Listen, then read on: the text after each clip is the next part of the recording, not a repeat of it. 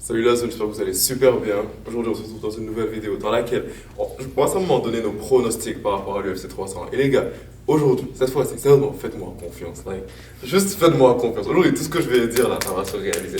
Donc d'habitude, je sais, à chaque fois, je dis telle personne va gagner. Chaque fois, j'étais le premier qui était là à fond derrière Colby Covington à l'UFC 296 en mode ouais, il va gagner. Il a pas gagné. Mais c'est pas juste, je vous dis, let me cook. Cette fois-ci, c'est pas possible que je me rate. Donc, on va donner nos prédictions par rapport à l'UFC 300. Pour cette vidéo en particulier, on va simplement parler de la carte principale. Je sais que la carte, que les préliminaires aussi sont incroyables. Genre, il y a du Aljamain Sterling, il y a du Jiri Prochazka, il y a du Cody Garbrandt et tout. C'est une très très très bonne carte. Franchement, ça c'est la carte à ne pas rater de cette année-ci. Ça va être une très bonne soirée si tout se passe bien.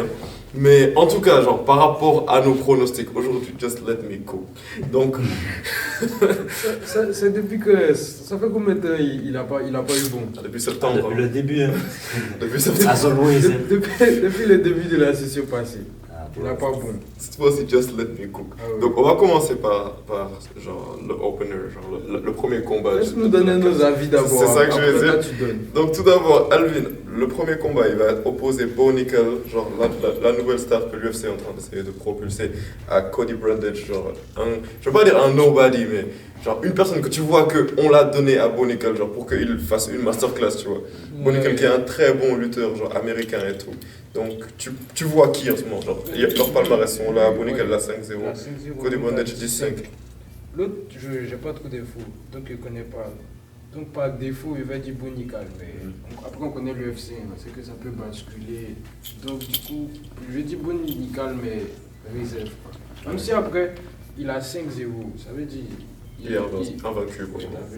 Ça veut dire aussi il débute, tu vois. Donc peut-être qu'il n'a pas beaucoup d'expérience. Lui, il a 15 combats.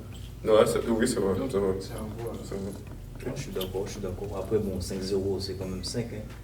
C'est vrai, je suis d'accord, Bon, mais... le statut que Benoît a, il n'a pas tant de combats que ça. On a vu l'expérience avec Poirier, comment ça joue. Mais bon, là, c'est pas la même différence de combattant quand même. Ouais, c'est vrai. Mais ouais, je vois.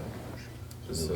Pour moi aussi, je suis d'accord, clairement, Bo Nickel. Parce que déjà, si tu regardes bien, dans un événement aussi important que l'UFC 300, pour moi, Bo Nickel, il est même pas censé se battre dans la carte principale. Je me dis, un combattant comme un Jiri Prochazka ou bien un Aljamain Sterling, ça aurait été bien plus logique qu'ils se battent à l'UFC 300, dans la carte principale. Mais j'ai l'impression que l'UFC, ils ont propulsé Bo Nickel pour que juste au tout début de la carte principale, il y a un chaos phénoménal ou un truc comme ça, tu vois. J'ai l'impression que c'est ça que l'UFC est en train d'essayer de pousser. Les deux autres aussi, ils ont plus de hype. Ouais, il y a aussi un peu de ça. Et donc c'est pour ça, franchement les gars, faites-moi confiance. En vrai, Bo Nickel, s'il gagne pas, ce serait trop bizarre. Le prochain combat, c'est un des combats que j'attends le plus. Bon. Charles Oliveira contre Arman Tsarukyan. Le retour du roi. Alvin, dis-moi ce que t'en penses. Ah non, là, je suis même pas objectif. Mais il sait très bien qu'il va. Ton combattant préféré. Il sait très bien qu'il va pas. Il sait très bien qu'il va gagner, mais je suis pas objectif. Il sait très bien qu'il va faire masterclass encore. Comme son dernier combat, c'était. Contre Darius. T'as vu Darius, deuxième round, premier carrément, c'est ça. Il le soumet. T'inquiète. Franchement, Charles Oliveira, si vous n'êtes pas encore dans le train, montez dans le train. Je vois bien la surprise. Je vois bien une petite victoire au point. Une petite victoire au point. Maintenant, les gars, c'est ici que je vais peut-être vous surprendre un peu, mais je suis pas pour Charles. Je suis pour Charles, je veux dire, mais Qu'est-ce qu'il va perdre? mais comme Hugo, je vois très bien la surprise d'Arman Tsarukyan. Lequel aime Tsarukyan? Tsarukyan, je pense qu'il est 3. Non, attends, là, non, clairement pas 3ème. En tout cas, il est dans le top 5, je pense qu'il est 5ème ou 4ème. Mais en tout cas, ce que je voulais dire, c'est que si on parle juste en termes de. Tu vois, Charles Oliveira, depuis, je pense, 2018, il n'avait pas perdu. Après, Islam l'a battu. Et après, jusqu'à présent, il n'a pas reperdu. Et à chaque fois qu'il gagne, c'est des masterclass. Il a le record du plus de finitions à l'UFC. Il a le record du plus de soumissions à l'UFC. Quand tu te dis que c'est lui qui a le plus de finish à l'UFC, c'est tellement une dinguerie. Mais pourquoi je te dis que Arman Tsarukyan est pour le battre? C'est parce que, si on parle juste en termes de style de combat, c'est trop opposé, quoi.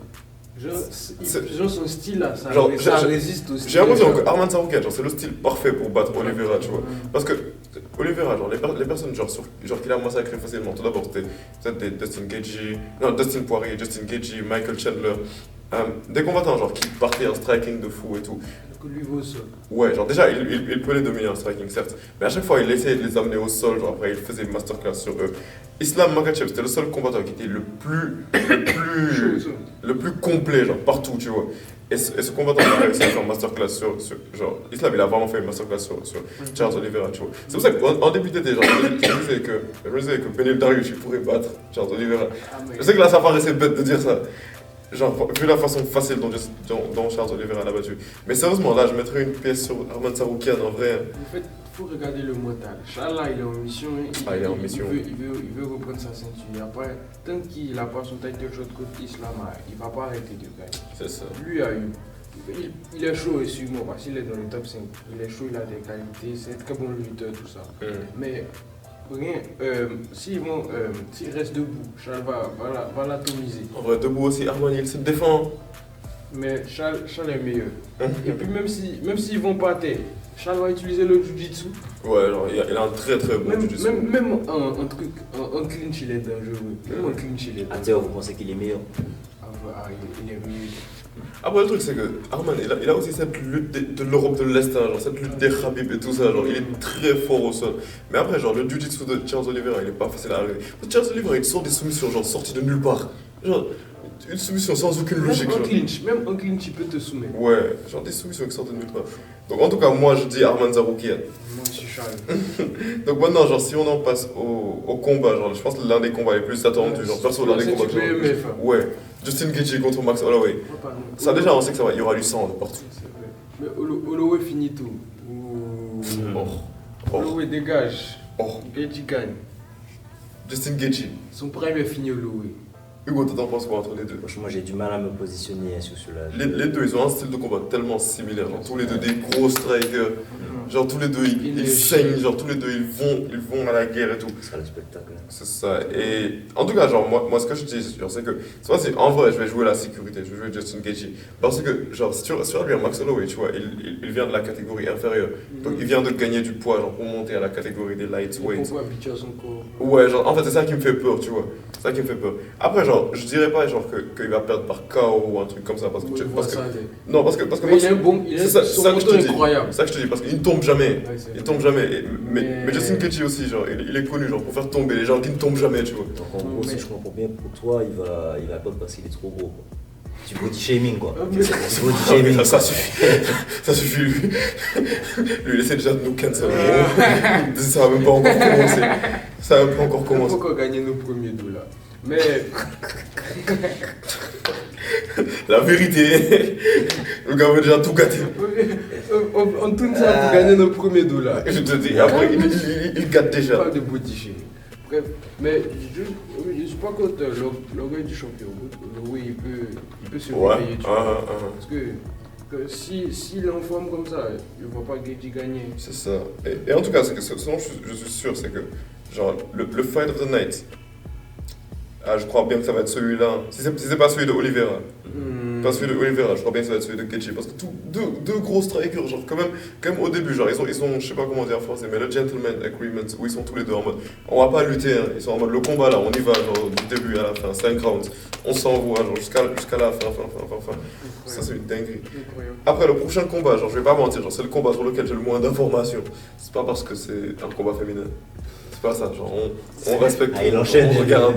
Ça fait beaucoup, ouais, là. On regarde tout. Mais Zhang Weili, ouais. Elle, j'ai des infos. Elle a battu Naman Runa. Ouais, exactement. Et en plus, elle a un record quasiment parfait en ce moment à l'UFC.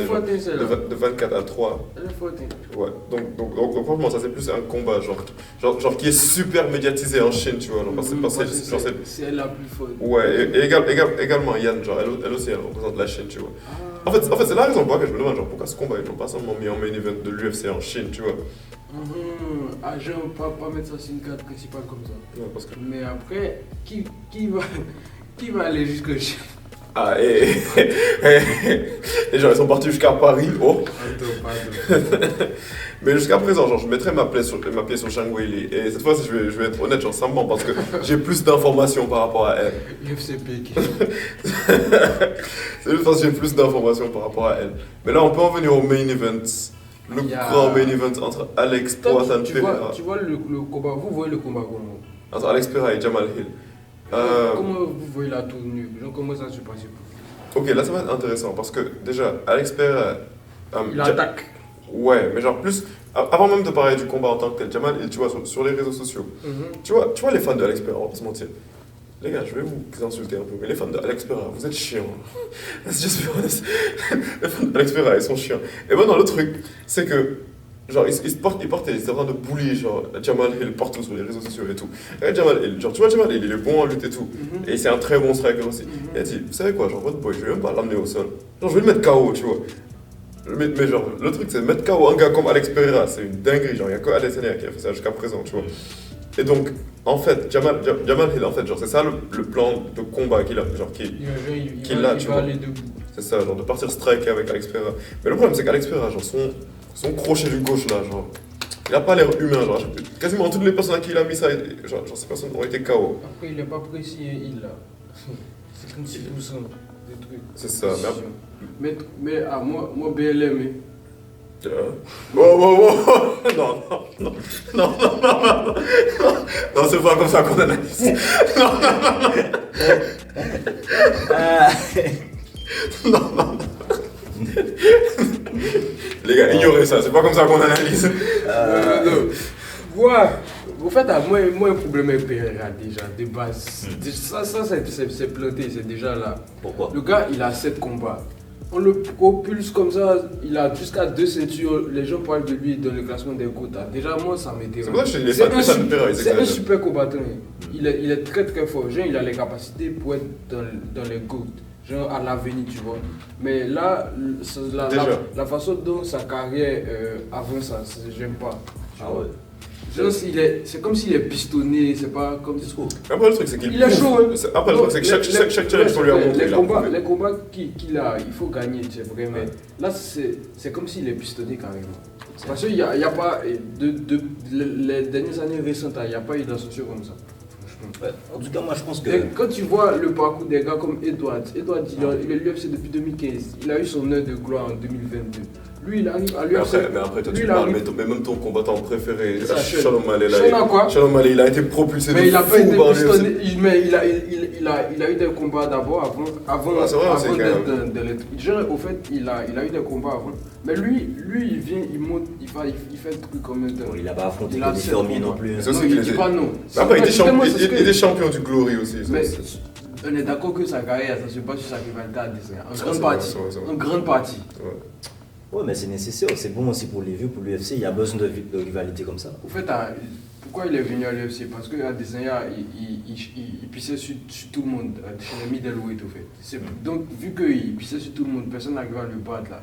Donc, Dana a envoyé Pereira pour qu'il puisse battre Adesanya, c'est juste pour ça. Du coup, bon, il n'a pas dit que... Oui. Franchement, Jamal, il n'a jamais vu se battre. Il ne le connaissait même pas. Il envoie des chaos de fou lui aussi. Mais rien que pour ça, mais rien que pour les raisons d'avant, je suis pour Jamal. Moi, je pense franchement que Pereira ne va pas rentrer dans le jeu, dans le trash talk de Jamal. Je pense qu'il va dominer. Mais s'il va au sol, je pense qu'il va gérer. Je pense qu'il va maîtriser le combat, il va dominer. Je ne vois pas Pereira mettre Jamal KO. Je pense qu'il va gagner par décision. Mais toi, tu penses qu'il peut mettre Jamal, Jamal il peut le neutraliser au sol?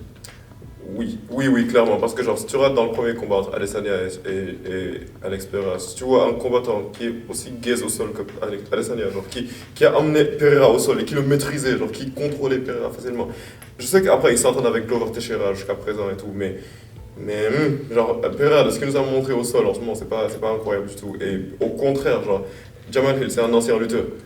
Donc, s'il part au sol, genre, si Jamal Hill, il met son ego de côté après, genre, il dit je pars pour gagner. S'il dit je pars pour gagner, moi je me dis que Jamal il peut gagner au sol. Mais quand même, je ne vois pas aller au sol. Mais quand même, genre, mettre une pièce contre Pereira, c'est quasiment interdit. Parce que Pereira, il est genre double champion en 9 combats. Tu vois la dinguerie quand même. Et précisons aussi un truc sur Pereira, parce que je pense que vous avez vu la vidéo là sur les réseaux. Mais les gens n'ont pas compris. En fait, tu vois, la vidéo là où Rema en fait le met KO. Vous avez vu cette vidéo là? Ouais. C'est un fake, hein, c'est pas vrai. Hein. C'est un point qui faisait à Rema. C'est ça, parce que je vois les gens sur les réseaux qui Non, font ça, mais ils pensaient que ils pensaient que non, C'est un gros prank. C'est un prank. Ils ont abusé. Mais Jamal Hill, moi. Ah, c'est ça. Hein. Jamal Hill doit le faire. Il sait même pas il va, il doit. Pour récupérer sa ceinture, enfin. Mais après, je suis quasiment sûr aussi que Pereira, s'il gagne, genre l'UFC va tellement pousser un futur combat contre Adesanya, contre un super fight. Adesanya monte de catégorie. Et il y a une dinguerie aussi. Parce que... Adesanya, il était déjà monté, mais il a perdu contre Djokovic. Mais tu sais, il y a une dinguerie. Genre, je sais pas si t'as vu le menu, genre la carte de l'UFC 301. Genre qui vient dans un. Elle est nulle. Genre, si tu vois, c'est au Brésil. Bon, c'est l'une des cartes les plus nulles que j'ai jamais vues. Genre. Ils sont même partis jusqu'à rappeler José Aldo, genre, pour qu'il vienne se battre. Parce que la carte là, genre, franchement, elle est tellement gaze. Mais c'est tellement gaze que genre, ils en sont arrivés au point. Genre, ils sont tellement au bout du rouleau. Genre, que ils ont dit. Genre, ils sont en train d'essayer de trouver un agreement avec Pereira. En mode, si Pereira réussit à battre Jamal Hill facilement, genre, sans prendre trop d'impact là. Genre, après, ça n'allait pas encore faire le main event pour lui, c'est 301, tu vois. Donc, c'est pour te dire à quel point, genre, les gens dans leur tête, ils sont en mode, genre, c'est quasiment sûr que Pereira va battre Jamal Hill. Donc, quand même, il faut faire attention à la surprise. Hein. Jamal Hill, il a une seule défaite depuis le début de sa carrière à l'UFC. Et c'était parce qu'il s'était blessé, en fait. Parce que son bras s'était cassé. Donc, quand même, il faut faire très attention. C'est pour ça que la décision, ça montre encore plus que Pereira peut être avantagé. Ouais. Après, les combats de Pereira aussi, ça va rarement à la décision. Jamal Hill, ça va rarement à la décision, non. Ce combat, je le vois pas aller à la décision. Ah ouais. Je vois pas aller à la décision. Je suis toujours en vrai, genre, si ça reste debout, genre, je vois juste un crochet de Pereira, genre, bien placé. Surtout Jamal Hill, parfois il se bat, après il baisse ses mains. Genre, il a les mains en bas. Pereira, ça c'est un cadeau pour lui, tu vois. Mais bon, donc si je résume, en tout cas, moi, genre, pour moi, ce qui va se passer, Bonical, Arman Saroukian, Justin Gaethje, Django Eli, Alex Pereira. Bro, faites-moi juste confiance, ne pariez pas par contre, ne suivez pas ça, genre, parce qu'après, genre, sinon vous allez venir dire ouais, Aliou, à cause de toi, genre, j'ai perdu ma maison, j'ai perdu ma femme, genre, je suis en dépression à cause de toi et tout. Non, j'ai pas dit ça par contre, j'ai pas dit ça. Mais bon, pas de paris sportif, hein, les gars, on est des hommes responsables hein, ici. Let's go, on est focus. Toi, tu dis ça, toi. Il n'y a pas ça ici, pas de ça ici. Toi, tu dis ça. Mais bon, franchement, juste faites-nous savoir vos pronostics par rapport à cet événement dans les commentaires, on est pressé de vous le lire. Et si vous kiffez ce genre de vidéo, je vous conseille tout simplement de vous abonner à la zone. Et on se capte pour la prochaine vidéo. Peace out.